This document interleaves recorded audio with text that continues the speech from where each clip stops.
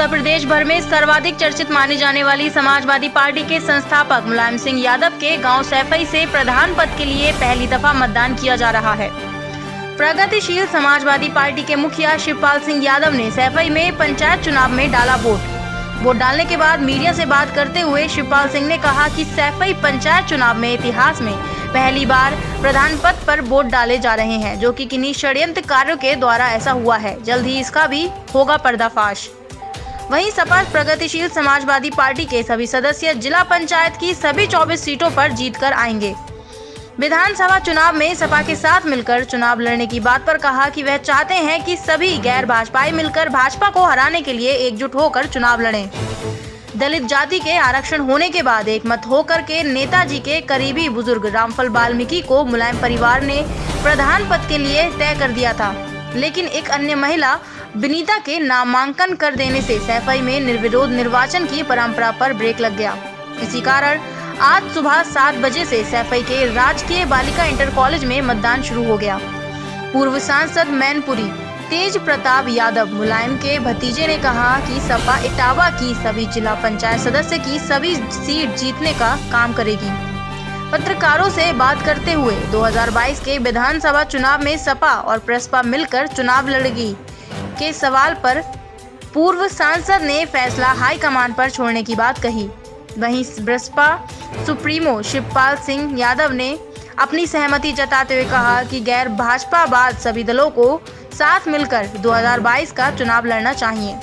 देखिए, इटावा जनपद में लगातार कई चुनावों से समाजवादी पार्टी जिला पंचायत अध्यक्ष की कुर्सी को जीतती रही और इस बार भी इस चुनाव में सबसे अधिक सदस्य इटावा जिले में समाजवादी पार्टी के जीत के आएंगे और पुनः अभिषेक यादव जी जिला पंचायत अध्यक्ष की कुर्सी संभालेंगे, ऐसी हम लोगों को पूरी उम्मीद है। विधानसभा चुनाव का सेमीफाइनल कहा जाता है पंचायत चुनाव, किस तरह का एक साल बाद चुनाव देते हैं? एक बिल्कुल 6 महीने बाद विधानसभा चुनाव शुरू हो जाएगा और इस चुनाव से बहुत कुछ विधानसभा चुनाव के परिणामों के बारे में हमें मालूम पड़ेगा और जिस तरह से सभी पार्टियों के लोगों ने चुनावों में अपने समर्थक लड़ाए हैं और मुझे उम्मीद है कि जिला पंचायत के पदों पर समाजवादी पार्टी के समर्थकों की सबसे अधिक जीत होगी और हमारी पार्टी के लोग बहुत मजबूती के साथ लगे हुए हैं और 2022 के चुनाव में भी समाजवादी पार्टी पूर्ण बहुमत में सरकार बनेगी। तो प्रसपा ने जिस तरह मिलकर चुनाव लड़ा था, क्या विधानसभा चुनाव में वो तस्वीर देखी जाएगी?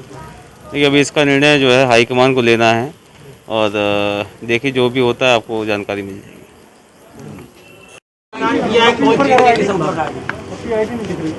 देखिए, चुनाव तो चल ही रहा है, तो मतदान हो रहा है और हमारी तरफ से तो समर्थन दिया गया है, अंशुल यादव को समर्थन दिया है और सभी सीटों पर जब हम दोनों लोग मिलकर चुनाव लड़ रहे हैं तो सभी सीटों पर चुनाव जीतेंगे।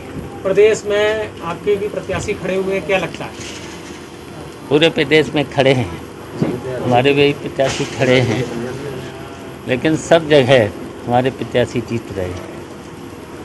प्रधानी का यहाँ पहली बार इलेक्शन हो रहा है, 2 प्रत्याशी हैं, किसे जितवा?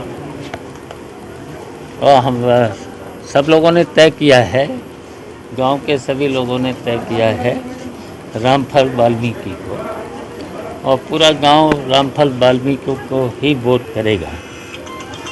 अब वो तो नामात्र के लिए कुछ लोगों ने षड्यंत्र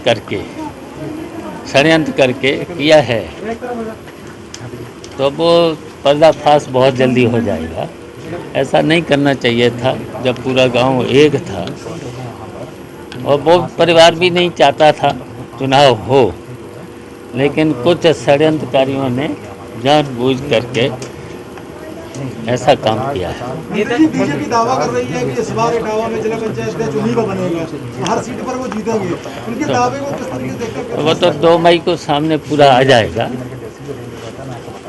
2 मई को सामने आ जाएगा और अंशुल यादव जीतेंगे और फिर से बनेंगे जिला पंचायत अध्यक्ष। पंचायत चुनाव को विधानसभा का सेमीफाइनल कहा जा रहा है, किस तरह की तैयारी रहेगी विधानसभा चुनाव में? अभी तो बहुत टाइम है, अब 2 मई के बाद शुरुआत होगा और शुरुआत होगा तो अब अभी तो समय है उसमें। अब ये बात 2 मई की बात करना। देखिए, पंचायतों के चुनाव और विधानसभा के चुनाव दूसरे तरीके के हैं। सपा के साथ मिलकर जो आपने चुनाव लड़ा है विधानसभा में भी कुछ ऐसी तैयारी रहेगी? देखिए, हम तो चाहते हैं सभी सेकुलर पार्टियां और समान विचारधारा की पार्टियां एक होकर के चुनाव लड़ें, जिससे भारतीय जनता पार्टी को हराने में कामयाबी मिले।